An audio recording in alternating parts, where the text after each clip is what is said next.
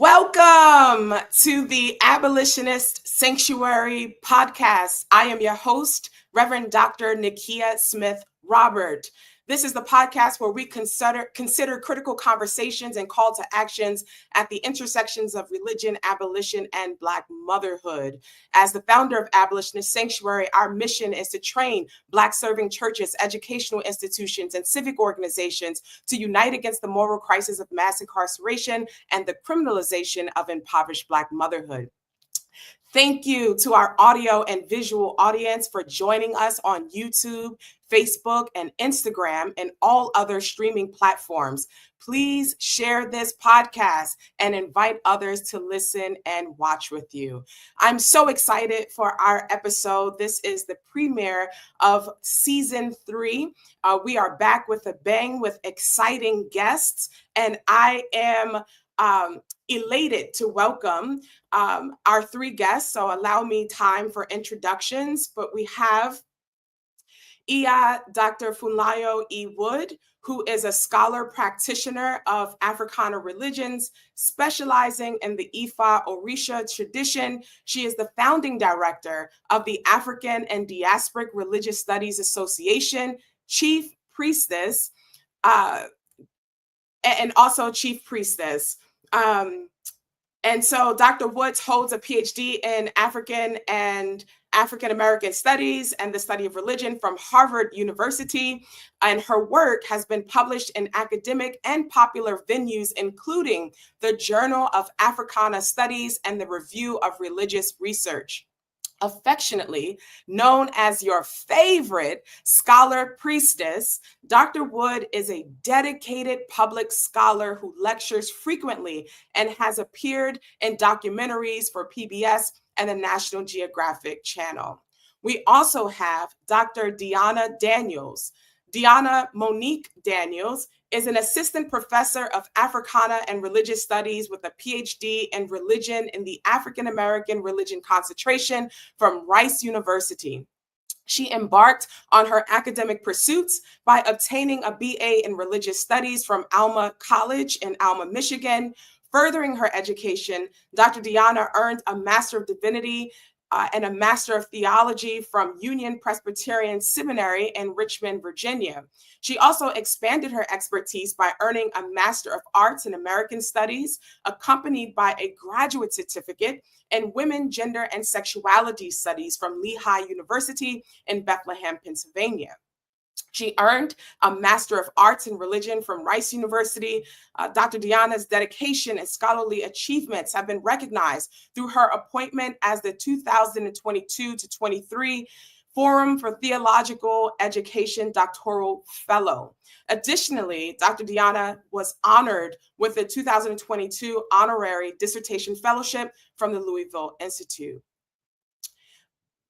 We also have Dr. Candace Laughinghouse. Dr. Candace Laughinghouse is an assistant professor of theology at Gammon Theological Seminary and the director of music, uniquely blending her dual passions for theology and music. Her scholarship spans theological ethics, interfaith traditions, indigenous cosmology, eco-womanism, and animal rights. For over a decade, she has integrated her expertise in both fields, embodying a rare combination of trained theologian and accomplished musician.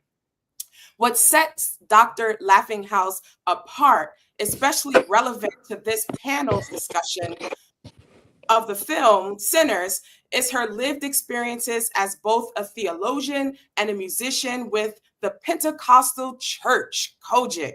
Her family's rich musical heritage includes collaborations with iconic artists such as the Hawkins family, Pastor Andre Crouch, the Clark sisters, Bishop Rance Allen, Al Green, Tony Tone, Frankly Beverly and Mays, Eric Benet, and many others.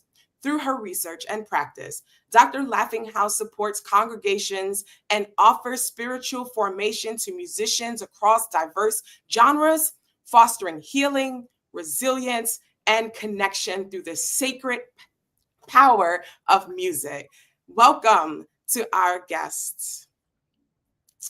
I am excited to have you guys on our 4th anniversary of Abolitionist Sanctuary. In 2021, Juneteenth, we founded Abolitionist Sanctuary. Our logo is a Black presenting woman with an afro and her fist pumped in the air, because here in Abolitionist Sanctuary, we believe in our freedom. And so we thought it was especially fitting to have a Juneteenth celebration for our anniversary, and also the relaunch of season 3 of our podcast. So I've already spoken enough. I would love to hear from you guys. Please tell us your pronouns, how you are presenting visually in this space, what are you wearing, what makes up your physical space, etc., and who are your people, okay? And then finally, how are you celebrating Juneteenth? So we'll start with Funlayo, and then Dr. Deanna and Dr. Candace. Oh, blessed greetings. I am certainly honored to be here. Greetings to my fellow panelists and Dr. Nikia. It's an honor. I will share the fun fact that Dr. Nikia and I have known each other since we were children. And so it is always really beautiful to be able to do our adult work in the world together, particularly to be here together on Juneteenth. I am decked out in white as usual. White cloth holds sacredness within the Orisha tradition, and particularly the divinity Obatala, to whom I'm dedicated, and it represents unblemished character, clarity, and calmness and peace. And so I always aim to bring those characteristics into any space that I inhabit. Also got my juju rocking, my elephant, my High John the Conqueror. And I'm here in my home office and shrine room. So I pray that all of the beautiful energy of the ancestors and the divinities shines through to everyone who is listening.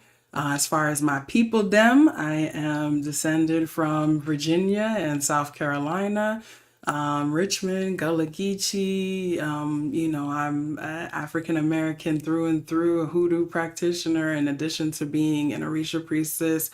Also descended from the Catawba people of South Carolina. And so I'm just grateful for all of those beautiful lineages and looking forward to a wonderful conversation tonight. Thank you so much, sis. Harlem represent.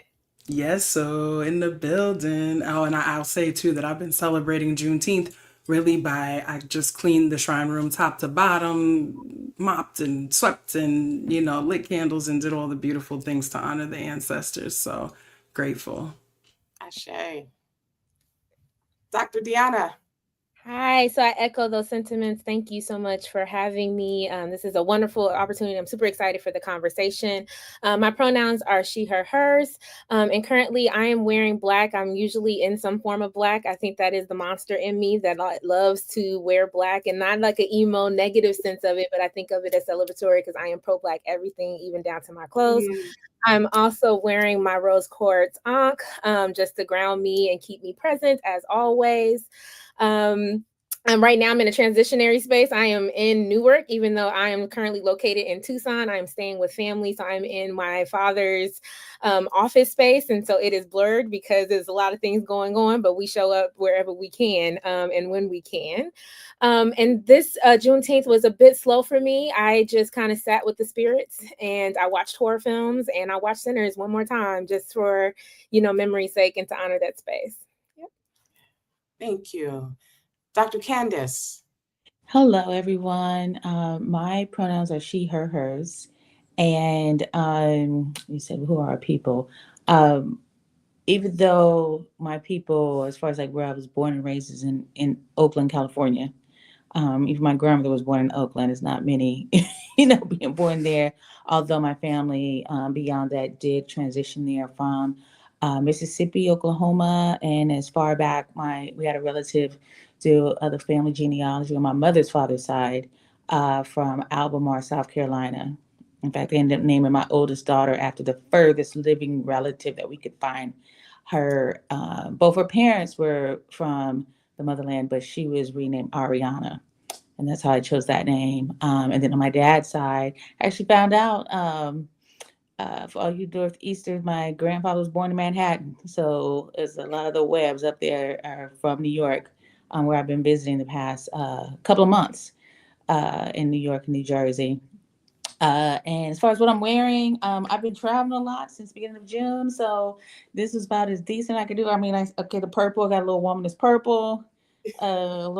This is no thought into putting this because I just have a lot going on. The space I'm in, it looks like Vacation Bible School or something around here because I'm at a church. We have a rehearsal, but I told them, I said, you all have to do something a little bit, before. So that's where I'm at. And I'm really excited to be a part of this. Amazing. My pronouns also are she, hers, and I am wearing red African earrings that has the continent there inscribed, and I also have on red lipstick. I have this big hair. I'm channeling my Beyonce, I believe, and I'm wearing a black Abolitionist Sanctuary t-shirt. You can go to our swag store at abolitionistsanctuary.org and order yours. And in my backdrop, I have my beloved city. It is by significance that we are taping live from Harlem, New York. Harlem is where my people are from, particularly a poor single Black mother who sometimes bent rules and broke laws to provide for herself and her family against unjust systems. And it is that origin story That is the foundation of Abolitionist Sanctuary, and why we are doing the work that we do to shift the narrative, to advocate for poor Black mothers and move away from individual blame to instead interrogate and dismantle the oppressive systems and structures that make survival nearly impossible, because no one should be punished for merely trying to survive. So thank you so much. And I'm celebrating Juneteenth by having the honor of having three of you as my guests. So let's hop right in, okay, shall we? So in the spirit of Juneteenth, a prominent theme of the film Sinners is freedom, even if only for one night. What would one day of freedom look like for you? What does that one day of freedom look like for us? What kind of freedom do we need? Dr. Funlayo, and then Dr. Deanna and Dr. Candace. That's such an important question, because we know that, particularly on this day, thinking about freedom and the ways that we continue to get free. You know, for me, I am blessed that I have cultivated my life in such a way that I feel free. I feel free when I'm connecting with my people, leading the organizations that I lead, and teaching those who I teach. And so there's a big level of freedom in that for me, in connecting with myself as an African descendant, as a child of this land. And I think that for all of us, you know, freedom looks like coming to know ourselves and appreciate ourselves and value ourselves. Because I recently said on another broadcast that I was on that it's really important, as we talk about freedom and liberation, to recognize that a big part of getting there is feeling ourselves worthy of it, understanding our own value, understanding why we should not be bound in some of the ways that we've been bound. And so it's really important for me in my work towards freedom to remind us of our intrinsic and inherent value. And that makes me feel free every day. Yes, yes, yes. I love that.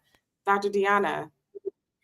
So for me, freedom is unpredictability. So a day of freedom would be just being able to lean into the vastness of choice, and not be limited or placed in boundaries, right? Consenting always, but always mutating and shifting. And so for me, a day of freedom would look like my ADHD brain, where in which everything I want to dabble in, I can, without limitation, without fear, without anxiety, but also with self-awareness and in community. I don't want to be alone when I do this. So a day of freedom for me would be choice with the people, with the folk.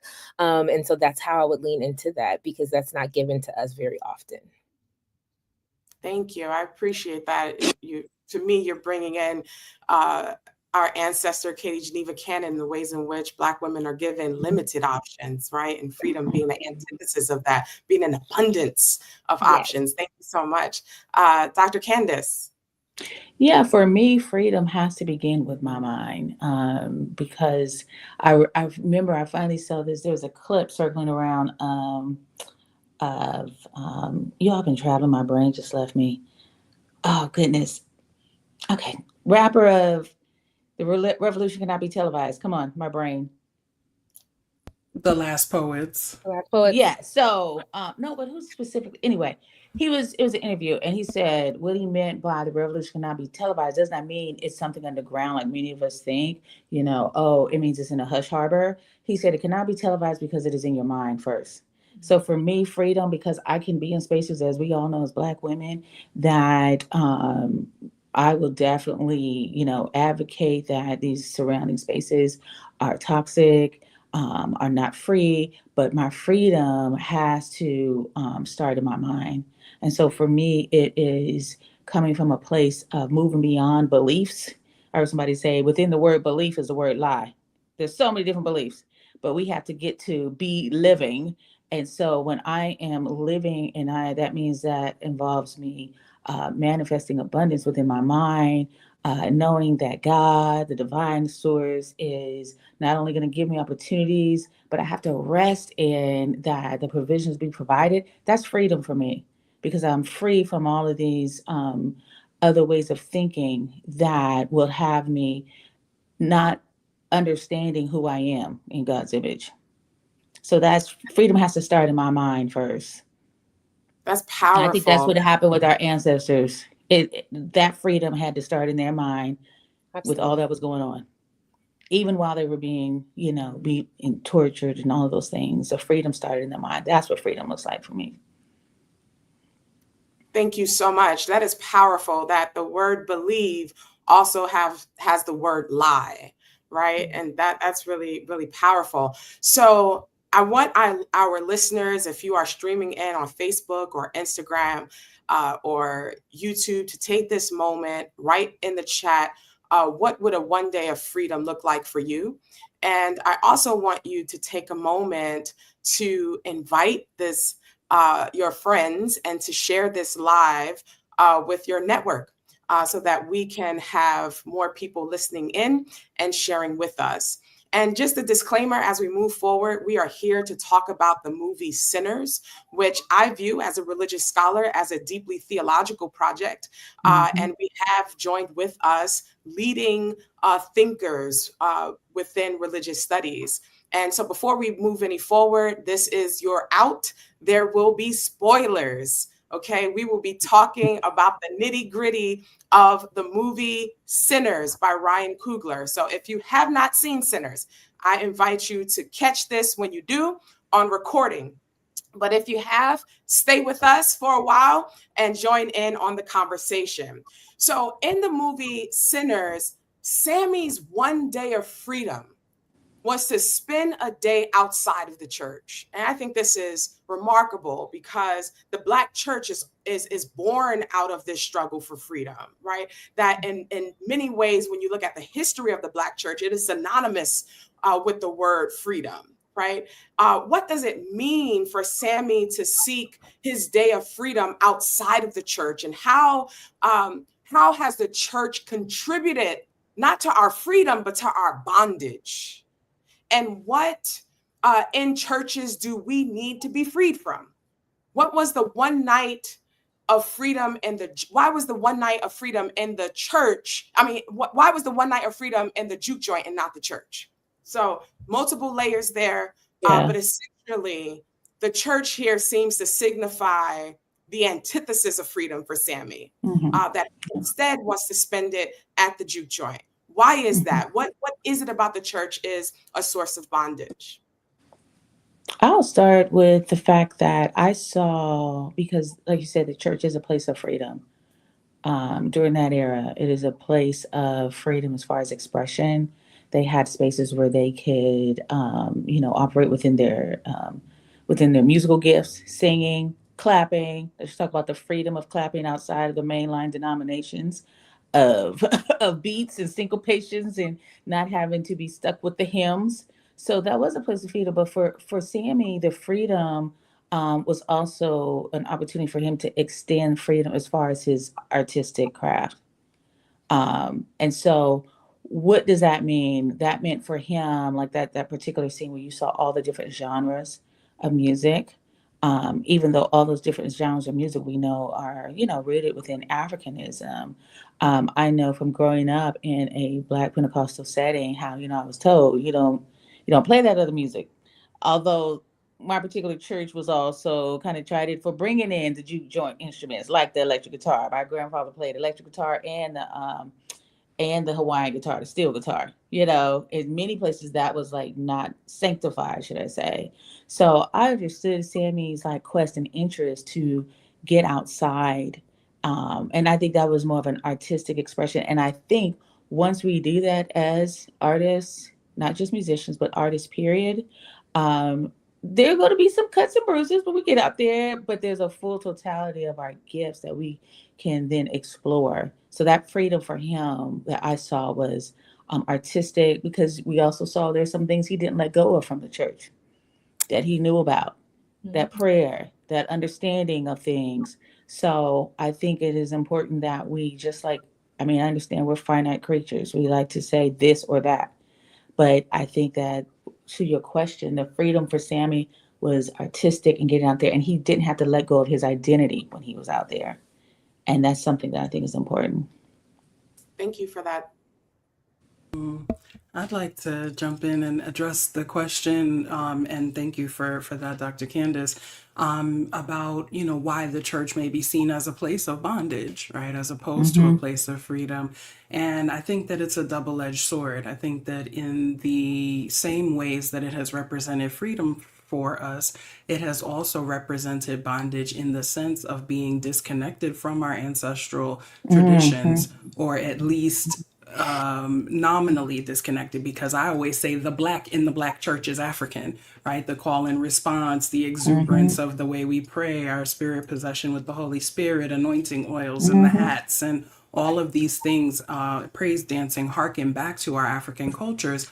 But we were largely programmed in many ways against them, and to believe that anything that was not within those walls of the church was not sanctified, was not holy, was even devilish if we wanted to go to the most extreme. And so there is a way that people, including myself, right, have felt constrained and judged, and like they could only exist within a particular set of parameters, being within the walls of the church. Whereas in the juke, you come as you are, even though the church also says come as you are. But as we know, often the way you are is not accepted depending on which church you're walking into. The juke is a place where everyone is welcomed, is able to be free, dance, sing in all of the ways, including some of the sanctified ways, right? Bringing some of those gospel rhythms into the juke, whereas that wouldn't necessarily be accepted the other way around. And so I think that that's one big reason why for Sammy, the juke was that place of freedom, the place to play the music he wanted to play without judgment, to call in the ancestors that he wanted to call in without judgment, and to really feel that sense of freedom. Yeah, so I want to stay with that, and I'll lead with you on this next question, Dr. Deanna. Funlayo, you mentioned the church being a site of judgment, right? And I'm wondering how theological doctrines and teaching perpetuate that sense of judgment and condemnation of people who transgress acceptable boundaries, particularly the doctrine of sin. Dr. Deanna, can you lead us in a discussion of how do you define sin, and why do you think Ryan Coogler decided to title this film Sinners? So defining sin is very difficult, right? And so people can bring up all kind of theorists and theologians, etc. Sin is tied to shame, right? For me, that's how I define it, right? That there is shame attached, and where that shame comes from can lead us to evil and all kinds of other things. I think it's really interesting the way in which Ryan Coogler helps us to think through who is sinning, what sin is, and where sin shows up. At what time and place does sin show up? Is it when Sammy decides that he's going to the juke joint? Is it when he's in the juke joint? Is he when he's having a moment with Pearline, right? When is Delta Slim sinning? Or are there conditions being placed upon us, and as we navigate them, when people can't put us in boxes, therein lies the definition of sin showing up. And so I think that that's what's really interesting about that. And just even going back to the question before, right? Sammy says that he has the blues and he has holy water too. And so at what point do we say that these are canceling each other out at some point, right? So if there's sin in the juke joint, well, if you got holy water, you good, right? You're protected in a particular kind of way. There is a sin for wanting to be away from it all, even for a moment. We forget that in order for him to do the day away, he has to labor in the fields before the sun is up for an entire week, while his father is standing at the pulpit in fresh clothes, without tatters, right? Without patterns, without patches, right? There is a way in which there is a labor economy attached even to the church space, right? And when someone wants to buck against that and come out of that, that becomes sinful. When we talk about that, we can say the music is sinful, but remember, Father stole the guitar and had the guitar in the church, because he wants him to do the same thing that Remick wants him to do, right? Which is to conjure the ancestors, to cause a moment, to bring down that spirit, right? So if that's the case, where is the sin? When does it show up? If it's not in the physical material of the guitar, if it's not in the person that's playing it, if it's not in the music, then it's when you reject these systems of oppression that try to put you in a box. And so we need to push on that more so than saying, hey, let's look for these individual sins. So I don't like when people say, oh, well, this person represented wrath and this person represented lust, right? That's not enough. It's so arbitrary. It's just categories. And we are made as a people to escape them always. So I'm rambling, but I think that's where I'm kind of thinking through what sinners is and where we want to actually place sin. Is it people that are trying to survive these categories or those who get to create them?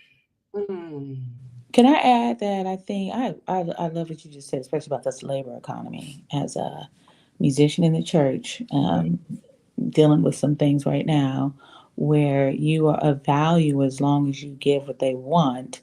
But then when you somehow begin to advocate for yourself, you are left out. And so these are spaces where I have come to learn after leaving a Pentecostal church, and now even within mainline churches, I have learned, like, look, guess what? It is reciprocal. I used to think it was more or less like, which is what a lot of people have taught, even from back when we're watching the movie in the 30s. Because I'm thinking to myself, too, about the 30s. Like, my grandmother was just born. Church of God in Christ was, 20 something years old, well, about 20 years old. So you had so many people, with that mindset, because one of the scripture passages that's constantly used to create this labor economy and also to create this binary is be in this world, but not of the world. I could just hear that. That would be like, if it was a sermon, that would be what someone would put under this, because it's constantly push. You are not of them. And it's like, you are better than God is. Instead of God is loving God of everyone.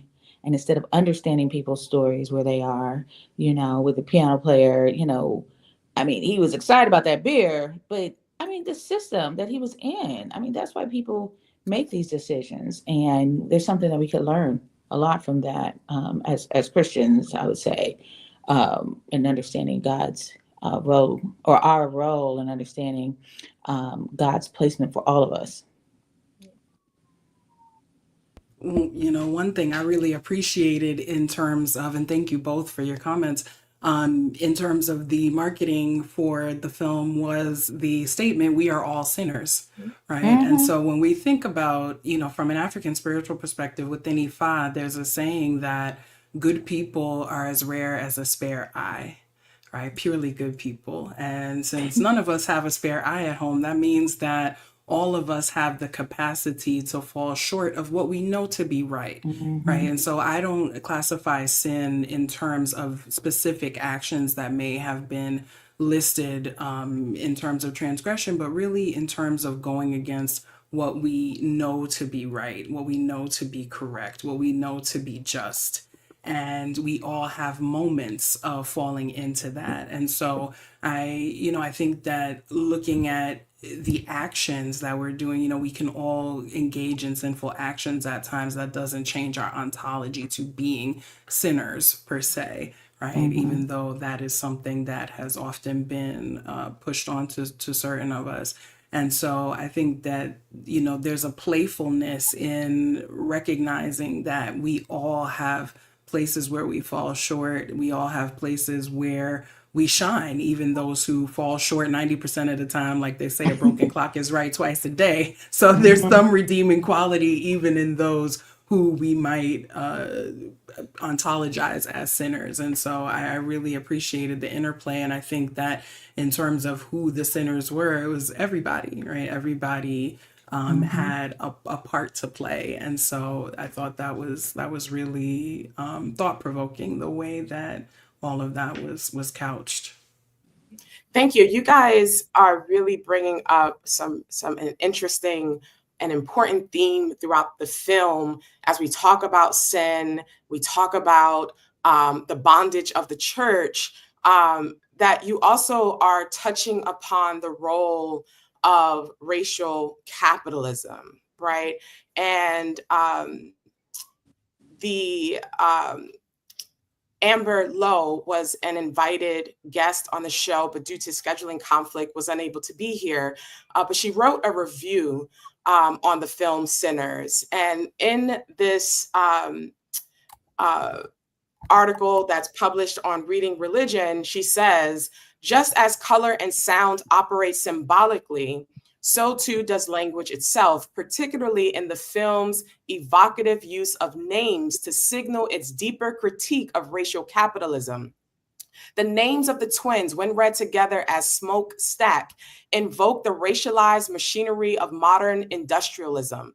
This onomastic gesture is not incidental. It encodes within the characters' identities a critique of how Blackness and other racialized identities have historically been tethered to systems of extraction, environmental degradation, and social exclusion in the name of economic development. Through this symbolic naming, Kugler reveals how industrial and economic infrastructures have always spoken the language of racial capitalism. The vampires and the Klansmen speak the same tongue, money. When Smoke declares money is power, the film critiques that very premise. Sharecroppers are paid in plantation scrip and wooden nickels, false currencies, and expose the spiritual and material bankruptcy of the economic order. Only when Smoke kills Hogwood does he begin to reject money's false promise, right? And so this role of capitalism within the church is poignant. And I think it's important that you guys are touching on that as well. Are there any responses to that excerpt before I move forward? And this theme of capitalism? Yeah, I would say that because in and a part of that, the capitalism is what? A part of this Western economic imperialism that is the huge umbrella, right?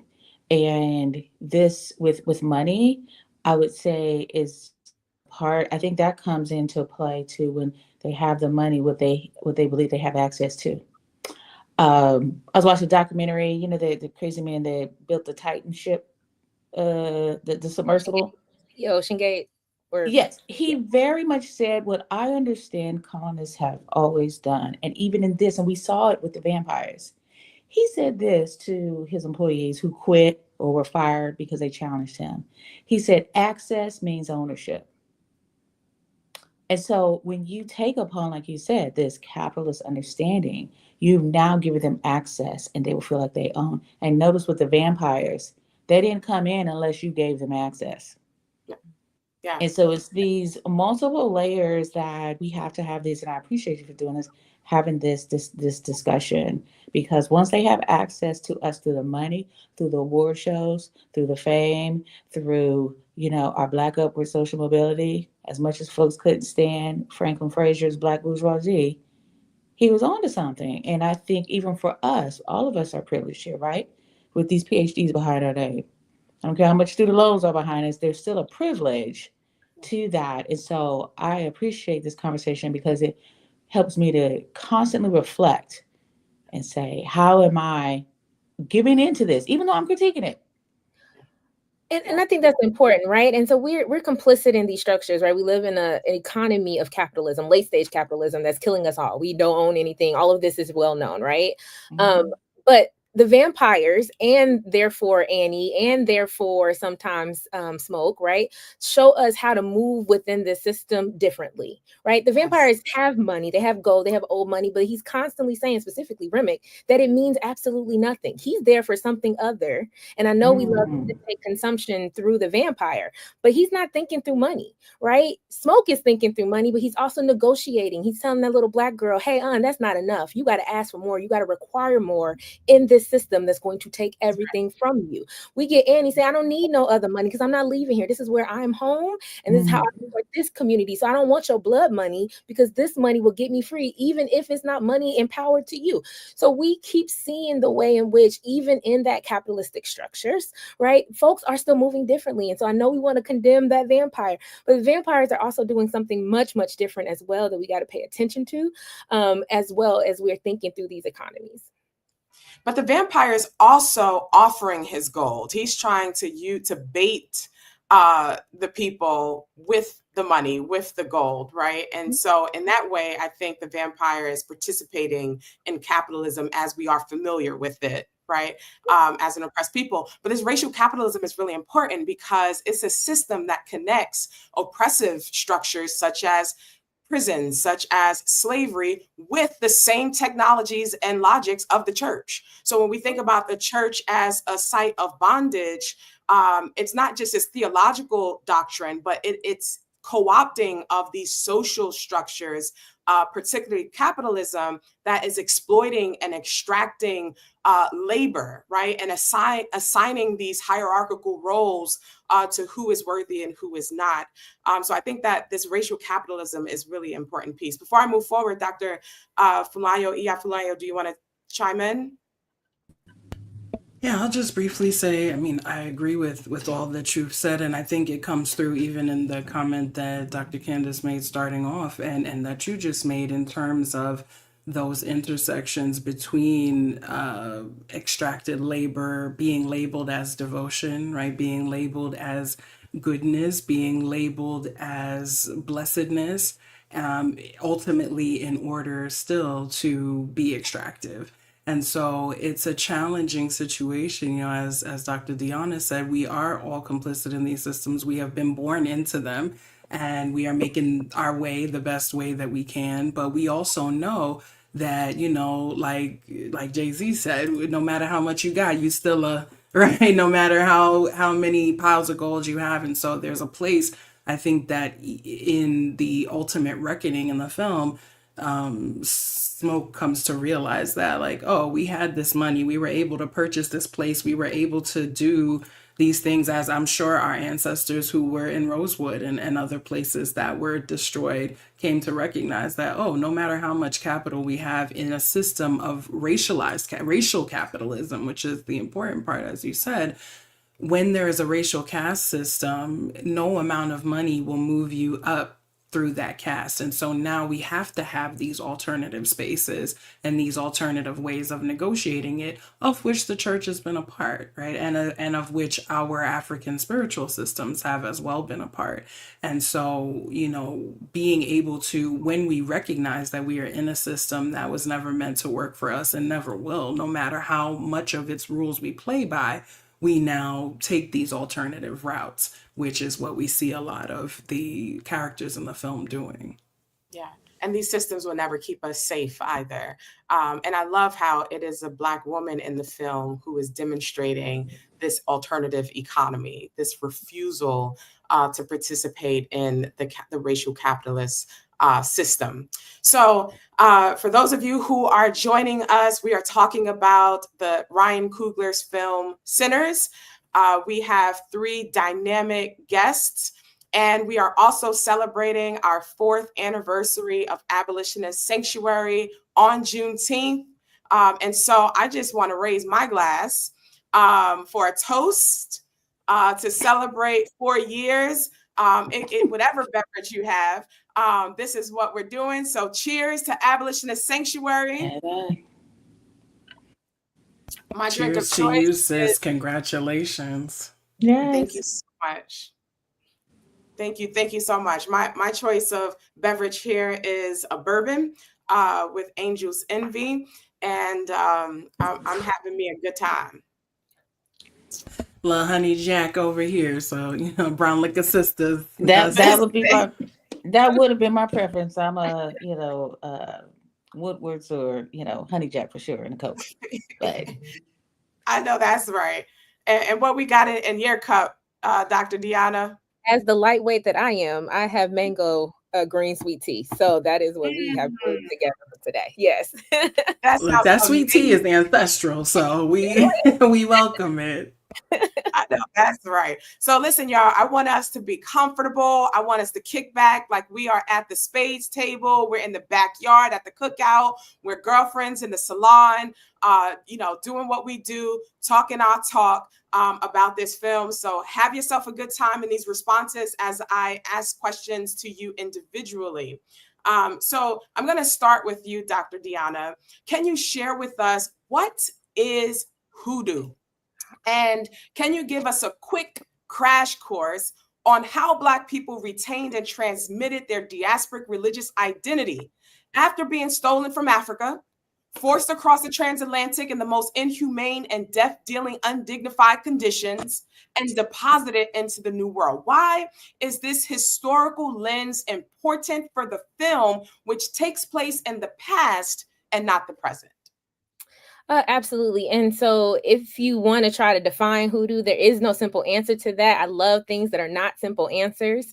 It has been characterized as a practice, a healing tradition, a magical system, a religion, sometimes with a theology and a cosmology, sometimes not. It is something that one does, but it is also one way in which that we understand the cause and effects of life and try to create balance in that way. So the best way to define hoodoo is as broadly as possible, and I give credit to Dr. Yvonne Chereau, who was the hoodoo consultant on the Ryan Coogler film, who I just honor and love and send up all the blessings to. Her site, Academic Hoodoo, gives us this larger definition and understanding. Is it a religion? Is it not? It depends on the practitioners. It is a closed system, so everybody can't do it, no matter how much TikTok tells you you can. You need to find some lineage and some people to do it properly.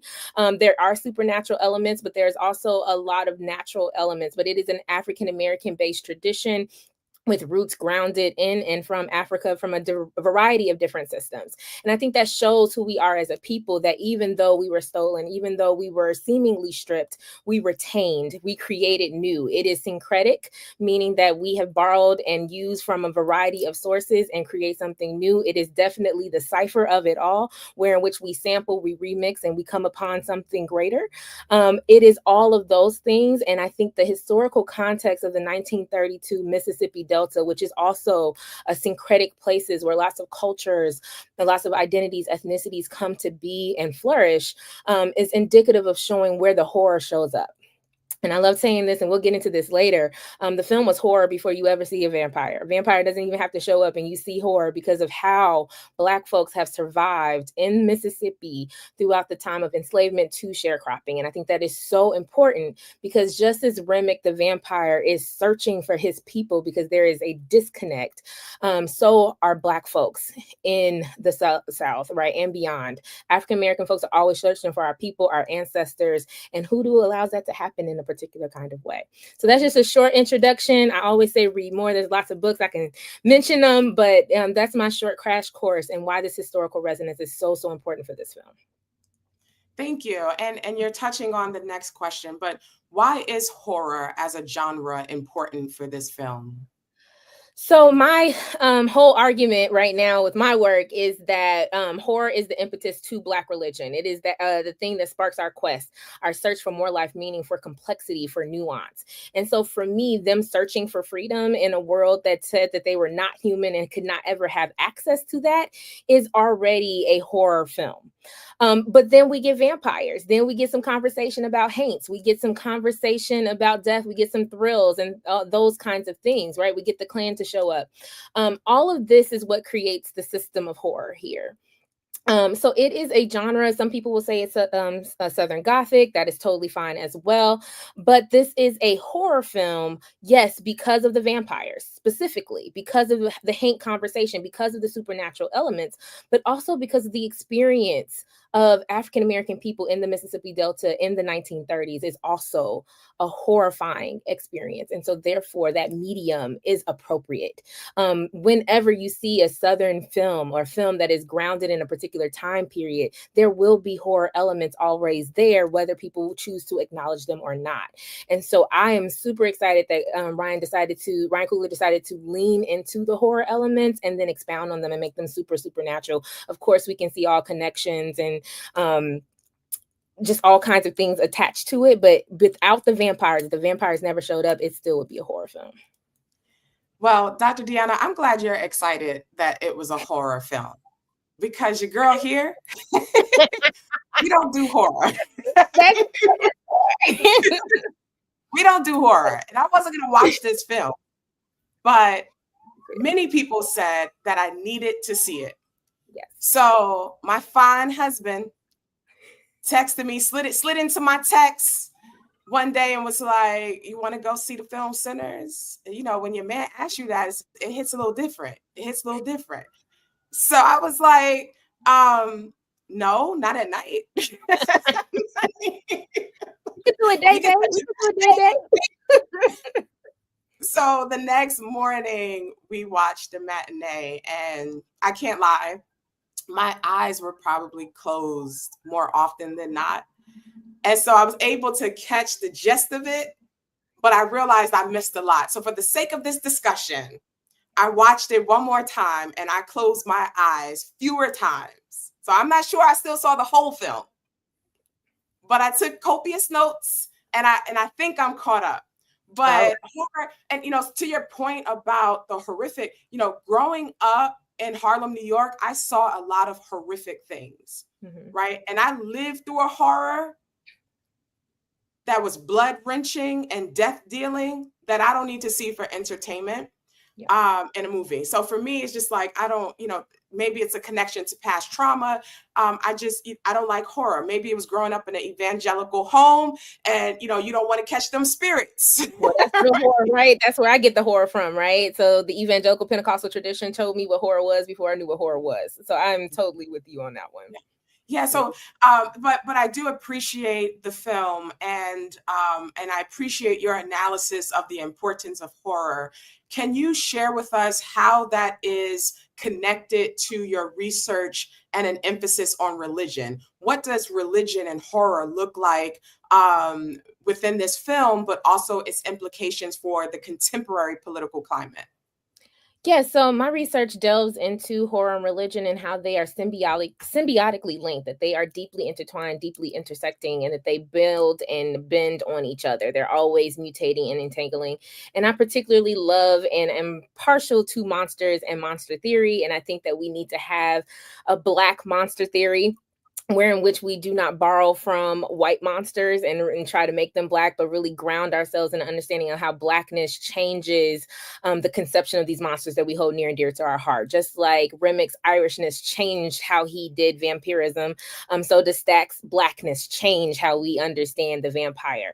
And so because of this, horror is deeply theological, it's deeply spiritual. It is one of the only moral genres because it's trying to think through these questions about human existence, about the afterlife, about hope, about freedom in intentional ways. And yes, it does elicit the emotion of fear and disgust, but so does these conversations. When you're trying to conceptualize what is the human, you're going to have some feelings of unsettling in nature, right? So it's just deeply entwined in that. And so that's what I'm kind of thinking through, and how our conversations show up. And of course, we know that we live in a racist society that takes what is considered Black or African and demonizes it, especially our spiritual traditions. And they show up most often in the horror genre.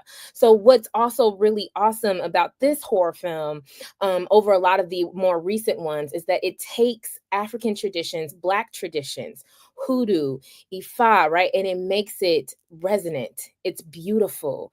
It's sacred, as well as the Black church, right? It's also sacred in its nature, right? But we also have opportunity to question, which is what horror does. It kind of makes us have these blurred lines and cross those boundaries.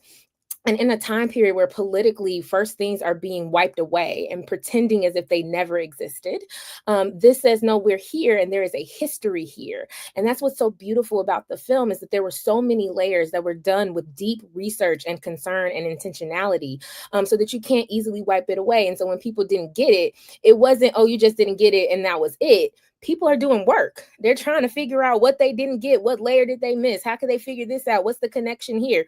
I just saw a post that even down to the car that they that Stack and Smoke were driving was historical in nature, was a Black car company, right? So all of these layers, all these historical Easter eggs show the importance of Black culture, Black religion and religiosity, and the way in which we conceive of ourselves. How do we create our own beingness, our own ontology?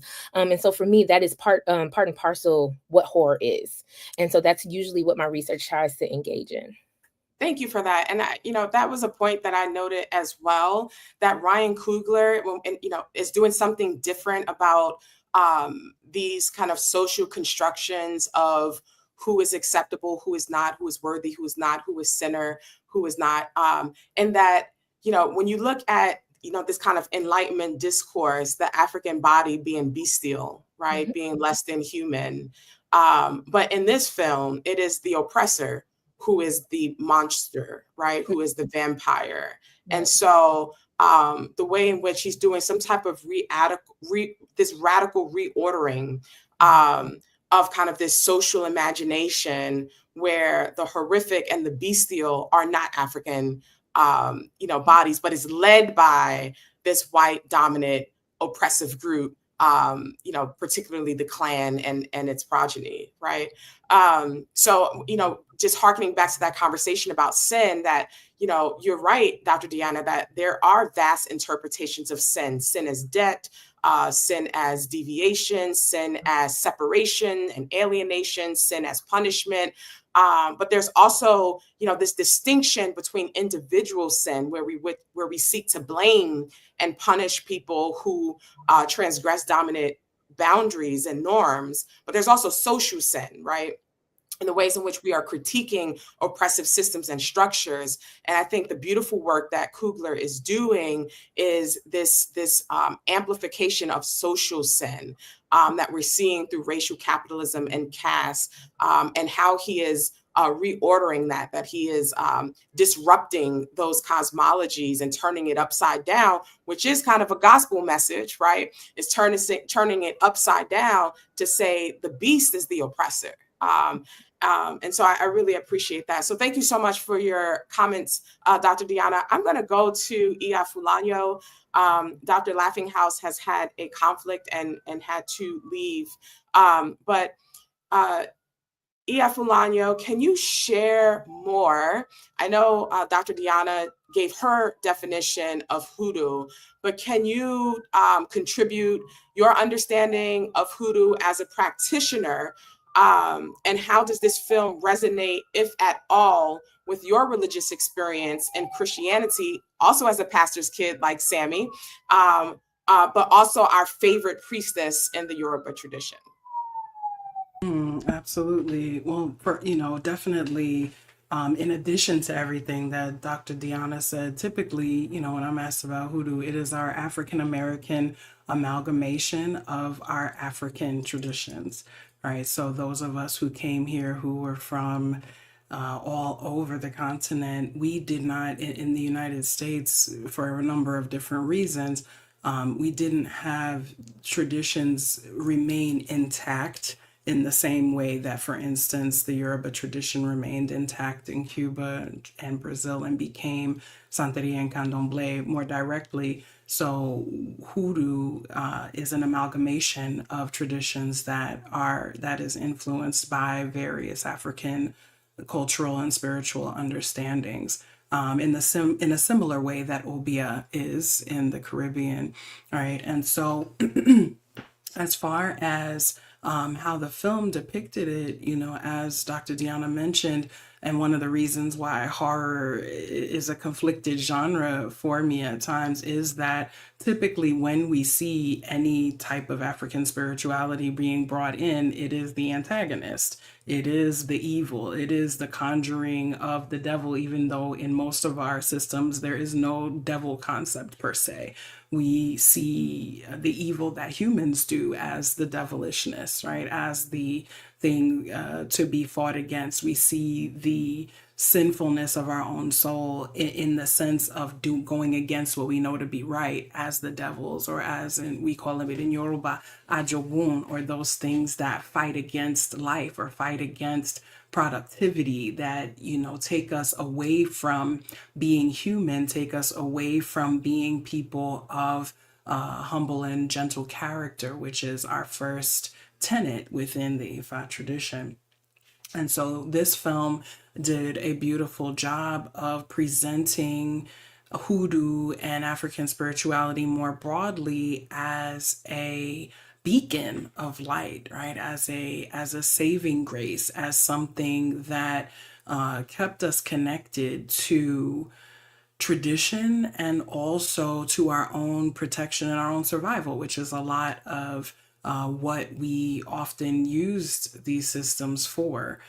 within our experience here. We did, so right now I'm wearing a High John the Conqueror root, and it was common to wear this root as a protective element to help to conquer the beasts in whose belly we found ourselves, as well as to overcome sickness and to overcome different situations that we might have found ourselves in. And I'll echo the shout out to Dr. Chiro, who is one of my mentors and whose book Black Magic does a really wonderful job of outlining a lot of the intersections between conjure and hoodoo and the church, which, as Dr. Deanna pointed out, there is a syncretism to where many who practice hoodoo use Christian elements, right? Use them in different ways. And so we may use psalms and things as incantations or inscriptions in a different way than they're used in the church.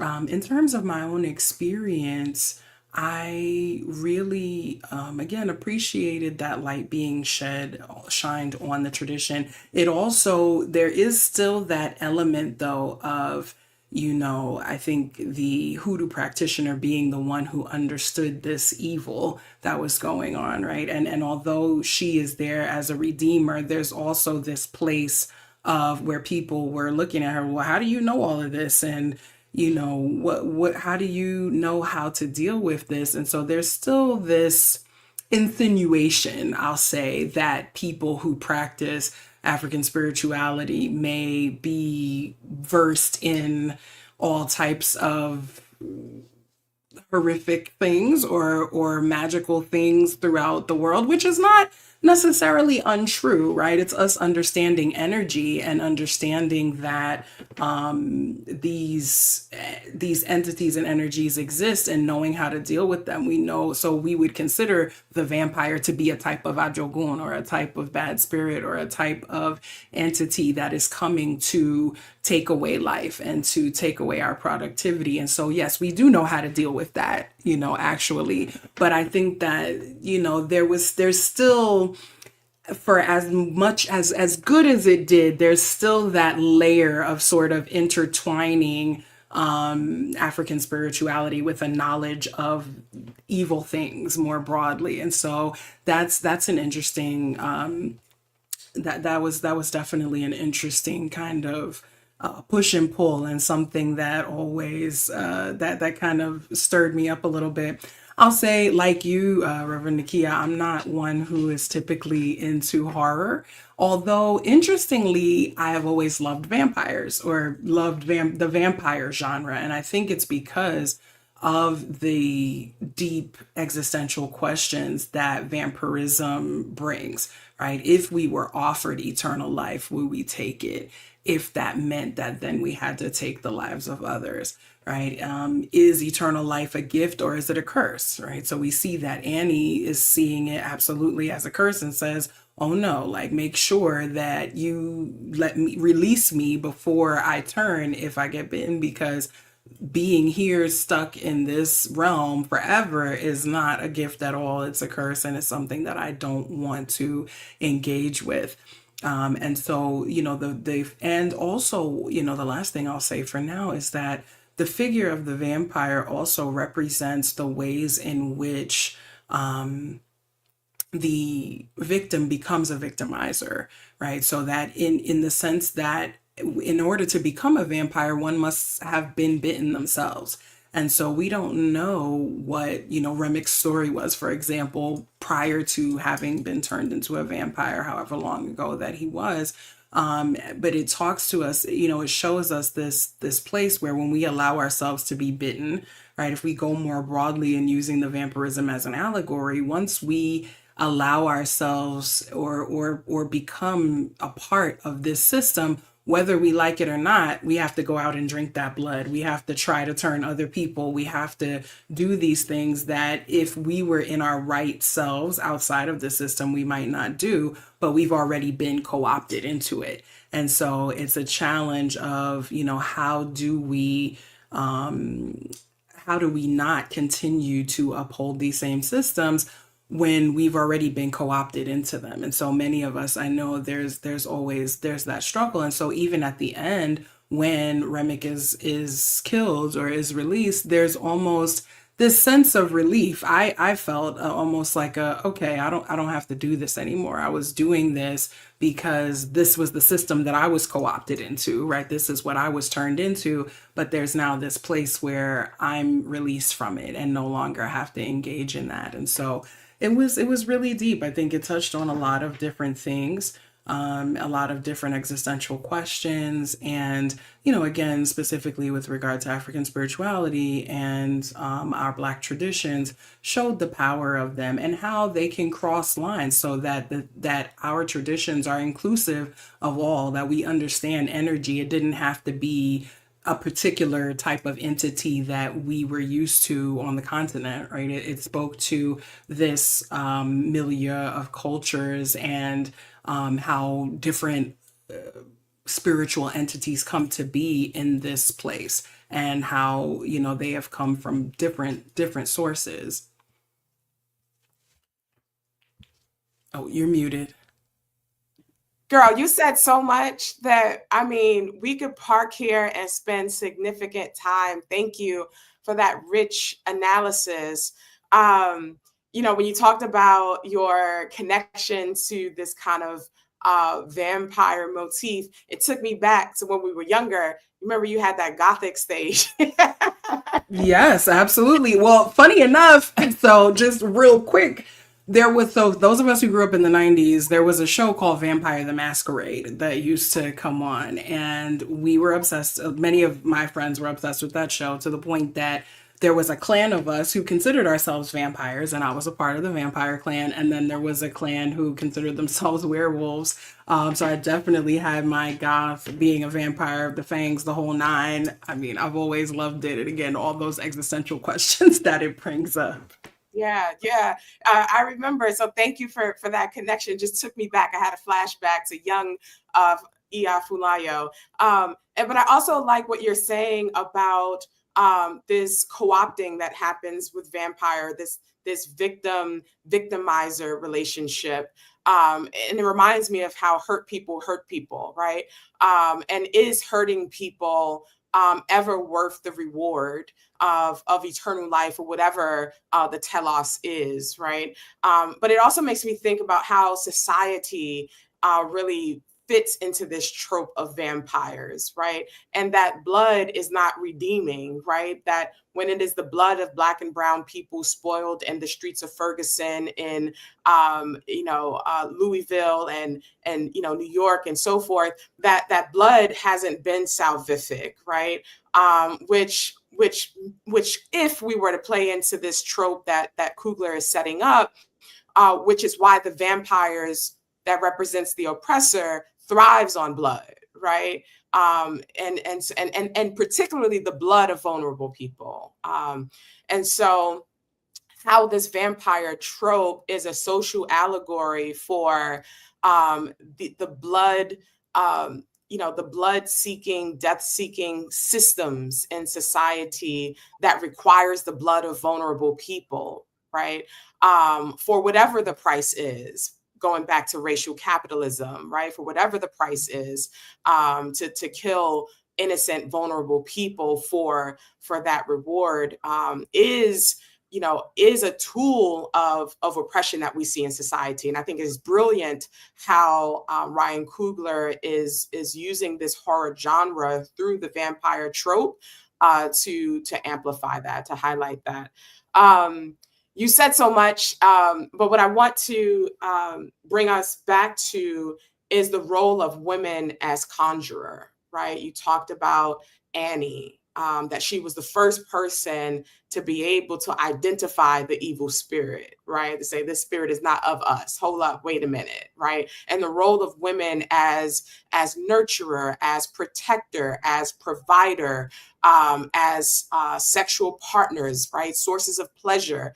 That Annie is traversing all of these roles in her character, and she is also a salvific figure, right? That there are redemptive qualities in her, and the ways in which she resists these dominant tropes, whether it's capitalism by using her wooden coins, right? Whether it's magic and not subscribing to Sammy's religion, Christianity, that she has this very subversive role of resistance too. Can you share within your practice of African spirituality, particularly Yoruba, what is the role of Black women and mothers as conjurer? That is a wonderful question. And, the importance of women really can't be overstated. There's one of our creation stories talks about how in the beginning there were 16 male deities sent to the earth and one female, and that the males disregarded the female to begin with, and ultimately nothing went right. And so the point being, without telling the whole story, the point being that her power was superior to the power of all 16 of them, right? And that there's nothing that can be overstated in the power of women. There's a proverb that says, Orisha bi yakosi, meaning that there's no divinity like mother. That mother is our first earth, mother is our first God, mother is our creator, the sustainer.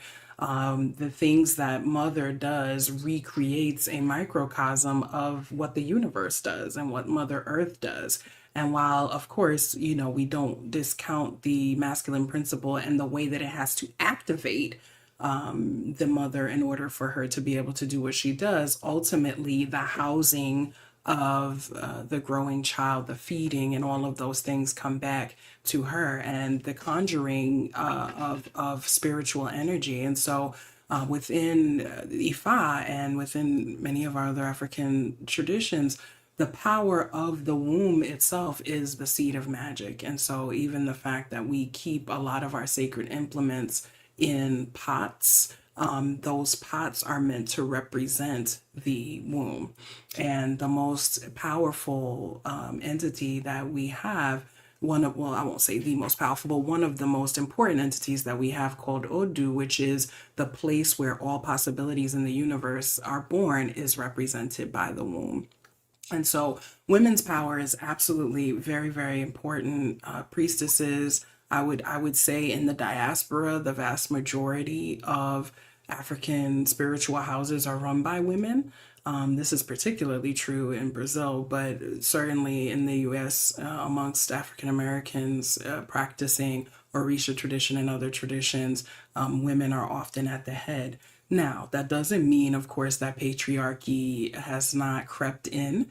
It has, as it has since colonial times. And in fact, one of the things that was used to denigrate African social systems and spiritual systems was the fact that women were so prominent, right? And Europeans who came in would say, because of their patriarchal system and even the system of Christianity in which God is seen as categorically male and referred to as he and father and these things, whereas that's not the case in many of our African spiritual systems, said, that you all must be less than and must be degenerate in a sense if you're allowing women to rule you, right? Allowing that to happen as though it was something that was a fault. And so one of the things that many Black women who engage in African spirituality find attractive about it is the fact that women are so prominent, both in the human sense as well as in the spiritual sense.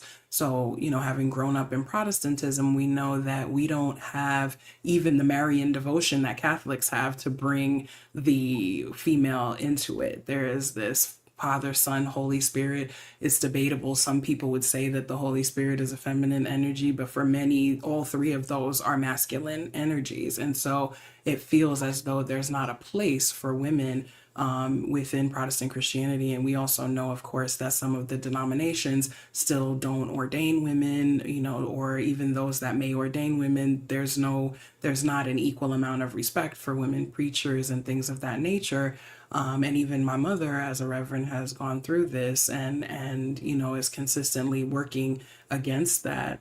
And pointing out those places where, you have the services that have multiple preachers and they're all men, right? And things of that nature. And so being involved in African spirituality has really allowed me personally to step into my power as a spiritual leader and also to see myself as sacred as a Black woman, because we have Black woman divinities who are sacred in their Black womanhood, who are sacred in their Black motherhood.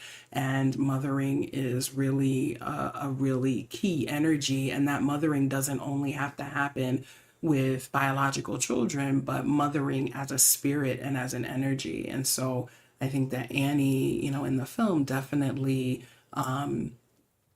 exemplifies that. And there's a place, I appreciated you mentioned her as a sexual partner, and I really appreciated them bringing her sexuality into it, because honestly, that was a big part of what kept her from being, as we would say, mammified, right? So I think that this trope of motherhood has also been weaponized against us. And we have been pigeonholed into this place where we are only thought valuable insofar as we are able to mother everybody. And so that place of her deciding, and even the way that the scene was shown of her being the one like, oh, okay, well, you here. And a matter of fact, I have been one a little bit of this, and let me be the one to instigate it, right? And not just as being passively receptive of it. I think that that was also really powerful. And we know that sex as well holds a lot of conjuring energy as we connect with one another. And so I think that was a really beautiful aspect to bring in, to keep her from being seen only in this role of mother.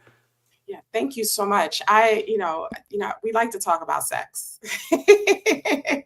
And so I appreciate you invoking the connectivity of sex, not just as physical, but a spiritual practice as well. And even resistance, in this sense that it is a way to rescue Annie's character from the mammy trope, being asexual and undesirable, right? I also like the casting of Annie, that she does not fit into the Hollywood aesthetics of what you think a woman would look like, who would attract someone like Michael B. Jordan, right? So I appreciate the realness of her character aesthetically, in the ways in which she embodies Black womanhood and Black motherhood. There's a scene in the film where Smoke, and this is I'm opening the conversation up to both Dr. Diana and Iya Funlayo. There's a scene in the film where Smoke is talking to Annie, and he says he never saw roots, demons, ghosts, or magic, just power that money can buy. Annie says, quote, all that war or whatever the else hell you were doing in Chicago, and you are back here in front of me, 2 arms, 2 legs, 2 eyes, and a brain that worked. How you know I didn't pray and work every root my grandmama taught me to keep you and that crazy brother of yours safe every day since you've been gone. And Smoke says, quote, so why didn't those roots work on our baby? There's a lot that's going on in this dialogue. It's talking about the religious pluralism of our people, right? The prayer and the magic that's happening. But it's also invoking grief with Black motherhood and reproductive experiences, as well as the question of theodicy, which I think is another important theological theme. This notion of suffering, Black nihilism and evil, or why magic and prayers worked for a bootlegged, womanizing hustler, but not save his innocent baby. And so can you speak to the complexities of that dialogue that's happening there and what it means for the question of theodicy?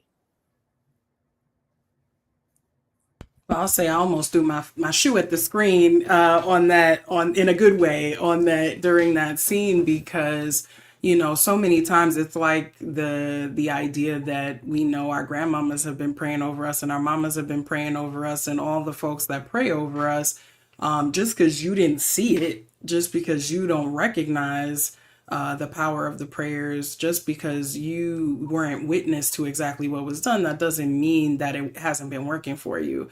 And so that was a really powerful statement for me that she made, in terms of, don't think just because you don't understand the workings of it, that it wasn't working. I think at the same time, what was so powerful about that whole exchange, especially around the baby, is that within E5, we say no one knows the beginning and the end of all things.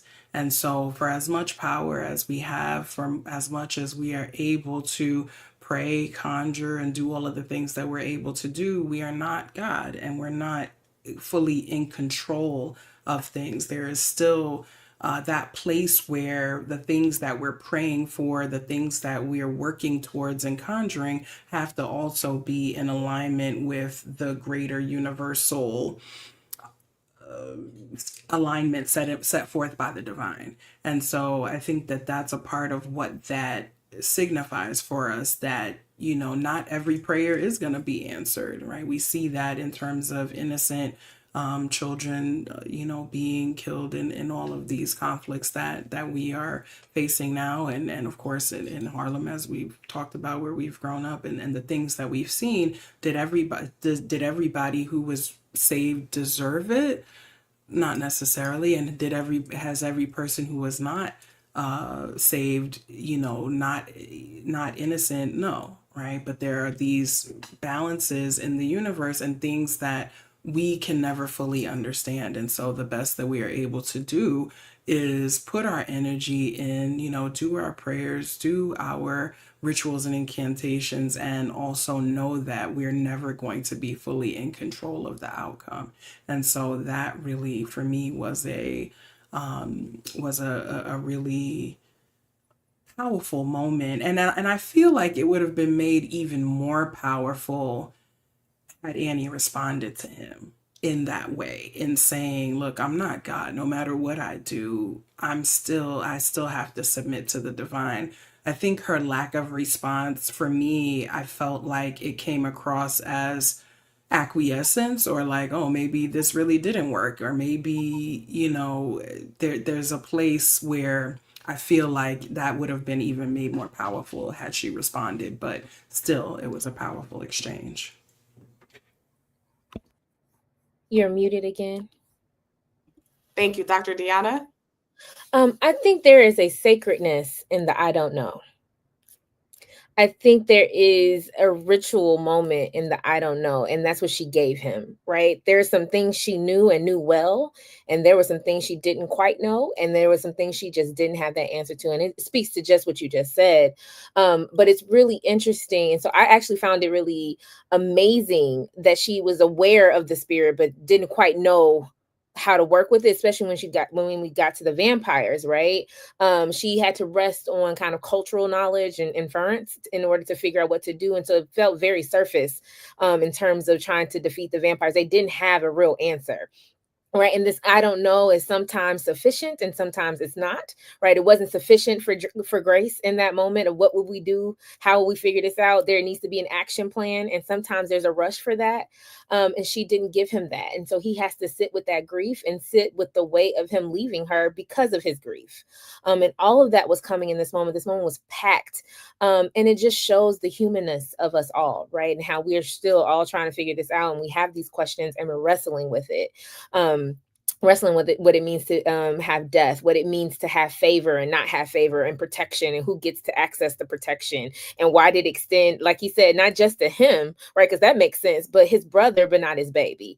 Again, all of those things are coming up in this moment, and it just shows the powerfulness of also not knowing and not having the answers, especially in the world when everybody's trying to be an expert, everybody's trying to know everything. Sometimes that I don't know, as I said, is a sacred moment of just parsing through and allowing yourself to be an extension of the divine in that way.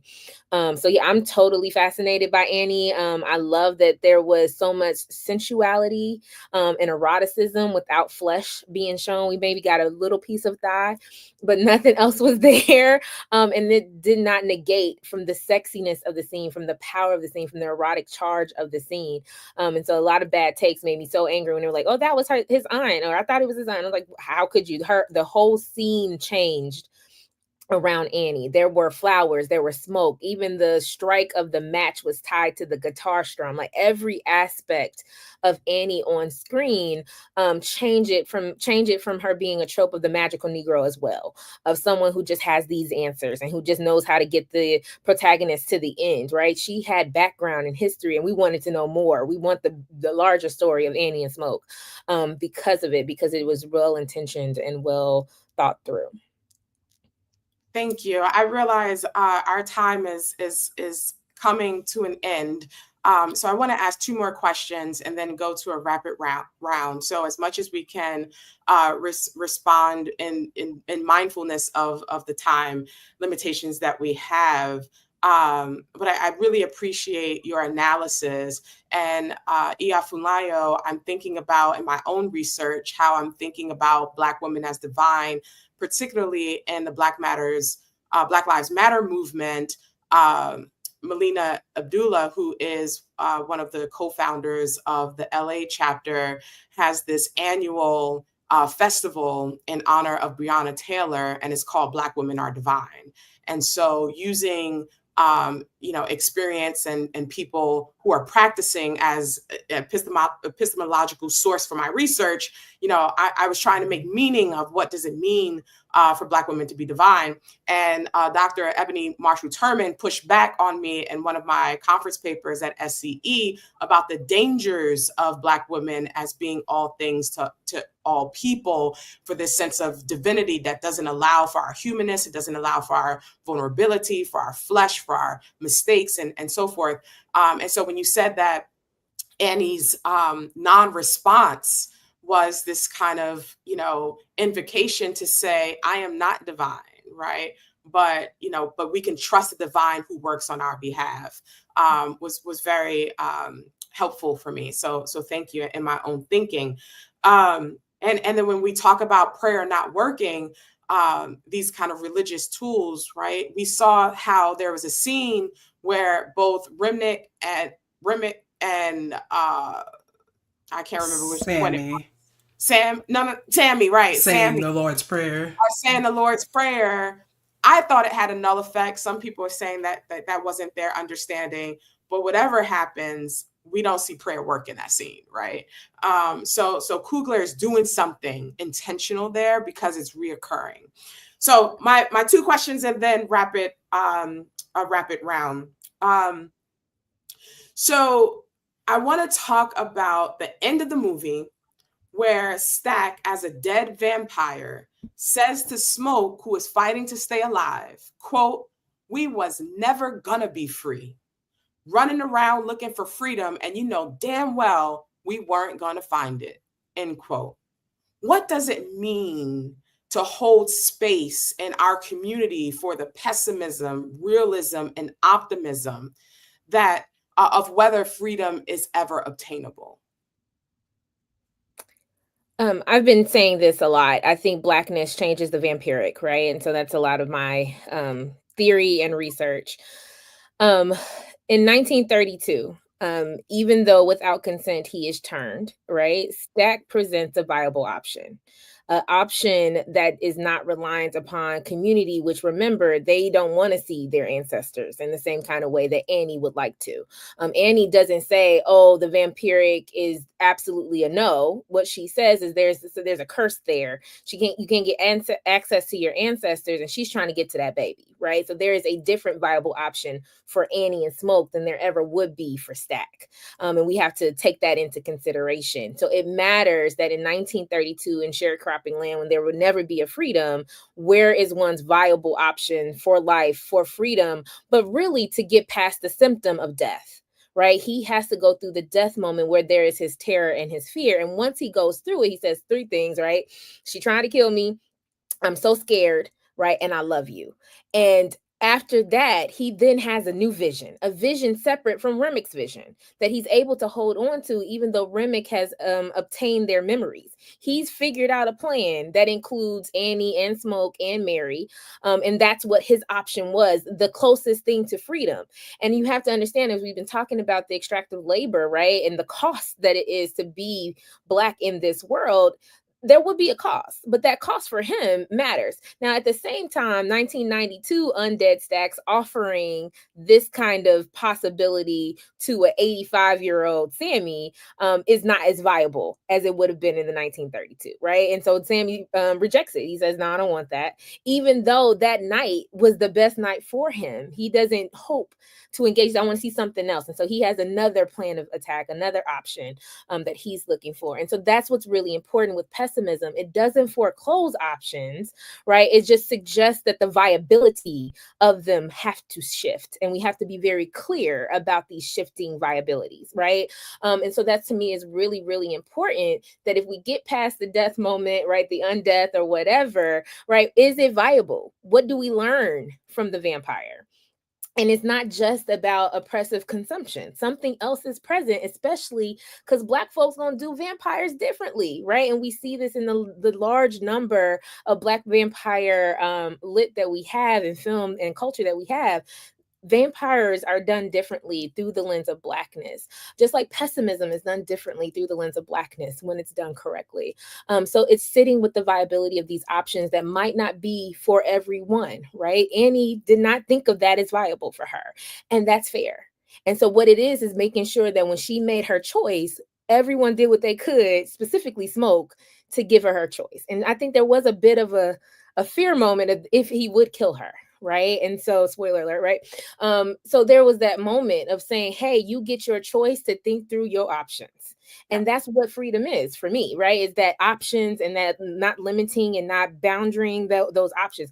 So I think that that's something that keeps coming up in this as well, negotiating what those options look like around consent, around barriers, around boundaries, and about what is possible in certain time periods and landscapes, specifically Mississippi Delta sharecropper 1932 with wood nickel, right? It's just going to be, and that's what we were never going to get it. It was a slaughterhouse. Got it. Thank you. Thank you so much. Yeah. So yeah. Thank you. Thank you. That's powerful. Funlayo, do you have a response to that, or can I absolutely echo everything that was said, and just to, I did want to touch just very quickly on what you said about divinity. I think it's important to understand, and one of the things that I find so powerful about the Orisha tradition and African spirituality more broadly is that perfection is not required for divinity. Right? The stories of the Orisha, the stories of these divine beings does not present them as perfect. And this is one of the reasons why many human beings resonate with them, because there is not this understanding that in order to be divine, you have to never have done anything wrong. You have to never have had sex. You have to never have, transgressed. The divinity comes in how you then move forward from those moments, what you learn from those moments, how you help others through those moments. And so I think that that's important, and it's a way to escape some of the pessimism that we may feel when we recognize that we're always going to fall short, right? There's a place where people come to feel like, oh, well, if I can't be perfect, then I might as well reject everything that's spiritual, because spirituality in the church says that I have to be this way, and if I'm not this way, that I can't be accepted into it, and so I might as well just reject it. And within Ifa and other African spiritual traditions, there's truly that come as you are. And we know that there will always be trouble, there will always be problems, but we will always find solutions to them. And so that's how we kind of deal with the pessimism. We say that it's loss and gain that make the world. That's one of our proverbs. And to know that there's always going to be problems, there will always be situations, but that we have tools to be able to work through them. Thank you. And, we're living in a time where, that pessimism is real, right? And then the question of, is freedom attainable, is palpable, right? When we look at the presidency of Donald Trump, when we look at the anti-democratic regime that is highly fascist and deeply authoritarian, that is rooted in oligarchy, right? Where people, mothers and fathers are having to run at graduations and leave their children because of ICE who is actively seeking to deport them, right? Where you have Palestinian genocide, and in the Congo, where there is a war being waged in Iran, where you have mass incarceration, and the rich are getting rich and the poor get poor. Like, there's so much, right? You have this storm of interlocking systems of oppression and tragedy and crisis, and the question is real, right? That is posed in that scene. Were we ever intended to be free, right? And so I sit with that question, particularly on Juneteenth as we celebrate freedom, right? But I would hope, my sincerest wish is that there's always hope, right? That there's always hope, that yes, we are designed to be free, right? And that we must continue to do this freedom work, even if we don't obtain it, for the hope that our children and our children's children will, right? So the final question, in the scene after the credits, Sammy is visited by Mary and Stack, and they hug. Sammy says that once a week he wakes up paralyzed, reliving that night. But before the sun went down, he felt like it was the best day of his life. He asked if it was the same for Stack, and he said, no doubt about it. It was the last time he saw his brother and the last time he saw the sun. Just for a few hours, it was free. What does this scene say about the possible reconciliation between good and evil? This hug that happens between the vampire and the undead, right? What is happening there? What is Coogler imagining, perhaps, about this reconciliation or relationship between good and evil? And is this freedom perhaps the destruction of the dichotomy between good and evil, right? What do you think is happening in this scene?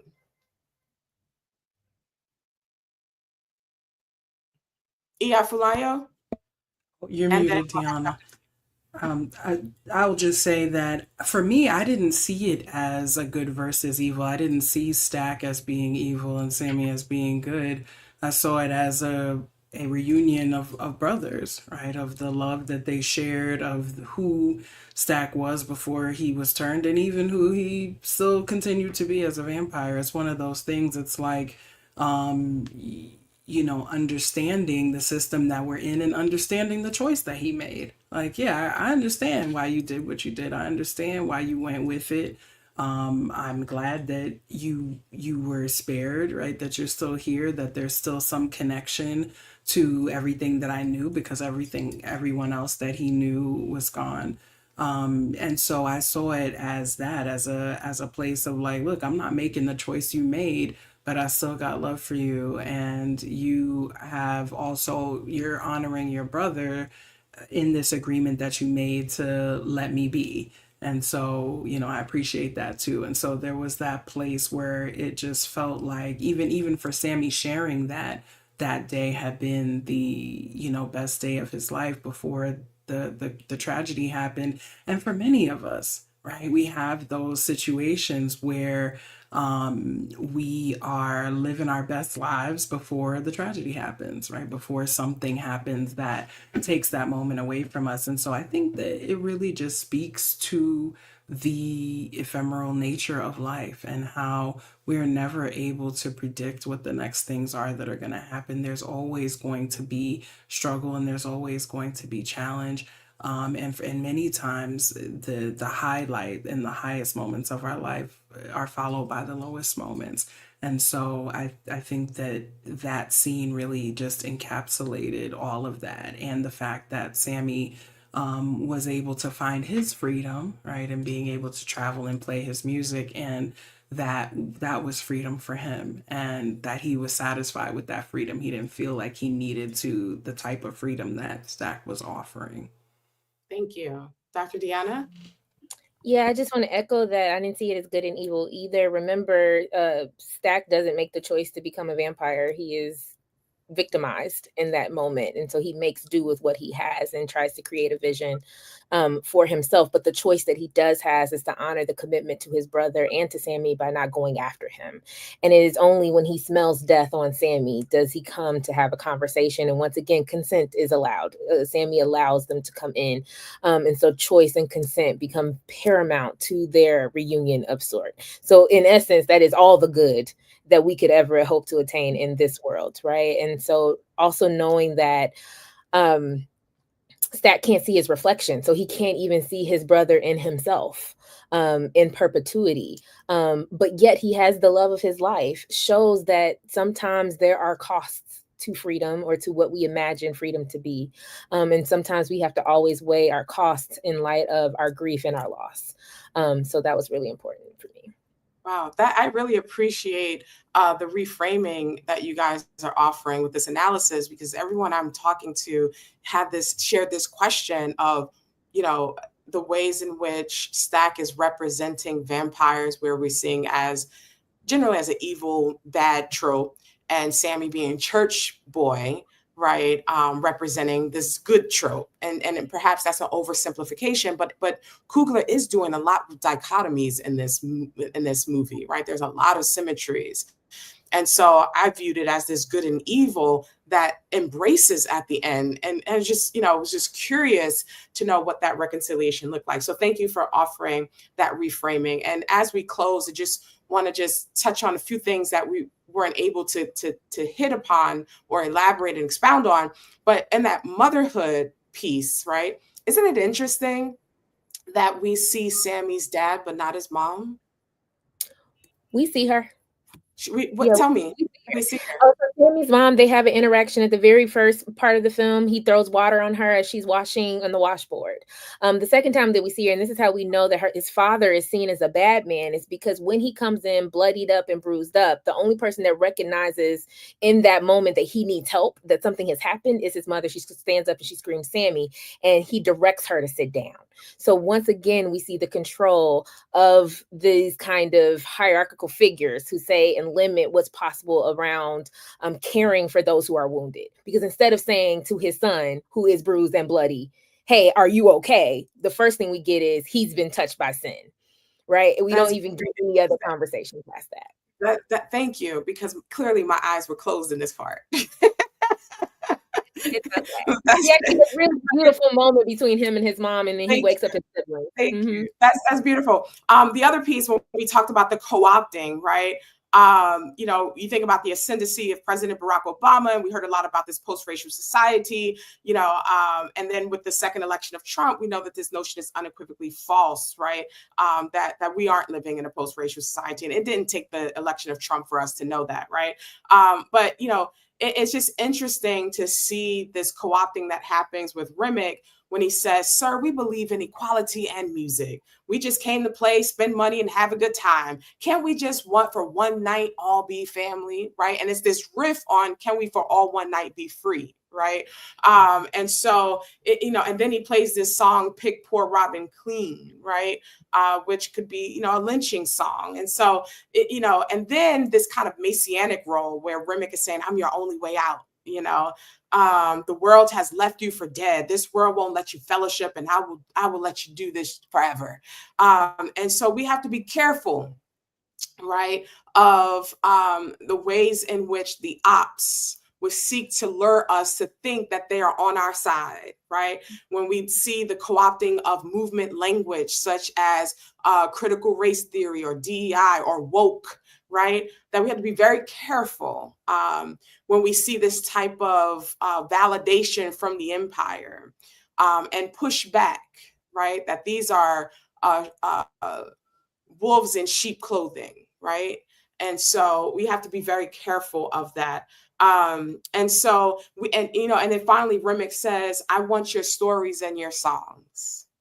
And as I conclude, when we think about the role of music, and we weren't able to get that piece with Dr. Laughinghouse gone, But we see another dichotomy between the sacred and the profane with music, right? The music in the church, the opening film, starting with This Little Light of Mine, and Sammy holding this guitar that he never lets go, even if it means his life and his safety, right? And this dichotomy that is set up that pits Sammy's music as a worldly music, a devil's music, a juke joint music, over and against the sacredness of church music. And in order for him to be free, the father saying you have to let go of your guitar, but Sammy never does. And as we conclude on Juneteenth, I encourage us to not let the enemy steal our song or our stories. And Ryan Coogler is doing just that in the ways in which he is reclaiming the narrative and disrupting dominant storytelling, right? Where the Klan are the vampires and the African aren't the beasts, right? Where African spirituality saves us and maybe Christianity does not. Where magic protects us and prayers do not work, right? That Coogler is doing this radical disruption.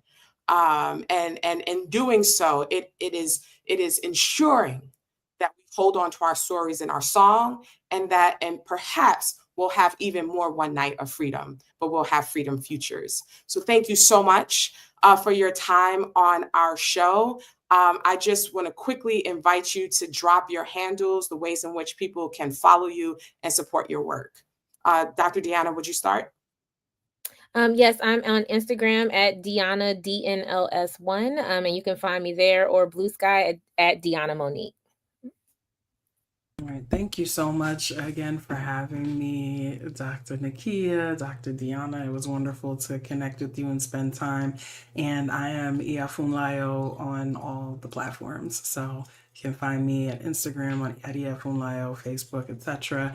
And you can also connect with me at asheire.com. Awesome. And I would be remiss if we got to do this rapid round. So you guys just scream it out at the same time. Okay. I'm going to give you a few words, phrases, and the first thing that come to mind, I want you to say it. Okay. You ready? All right. Mm-hmm. Michael B. Jordan. Twin. What'd you say? I said fine. I mean,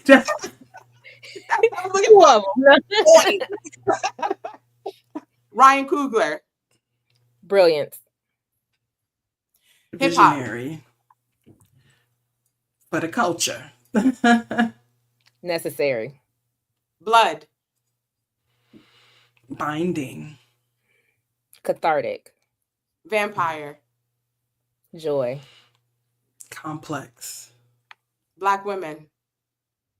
Divine. Freedom. Confusing. Joyful. Bourbon. Drunk. Sips. And on the 4th anniversary, Abolitionist Sanctuary. Congratulations. So necessary. So very necessary. Thank you for joining this conversation on the Abolitionist Sanctuary podcast. Please download and share on all platforms. Again, I am your host, Reverend Dr. Nikia Smith-Robert, founder and executive director of Abolitionist Sanctuary. Find us on YouTube, Instagram, Facebook, and download our social mobile app, bringing together abolitionists and people who love freedom. Also, enroll in our courses and become certified at abolitionacademy.com. Don't forget to become a member and join our mailing list at abolitionistsanctuary.org. As we conclude this episode, remember that abolition is not only a practice, but it is a way of life. And for me, abolition is my religion. Thank you so much.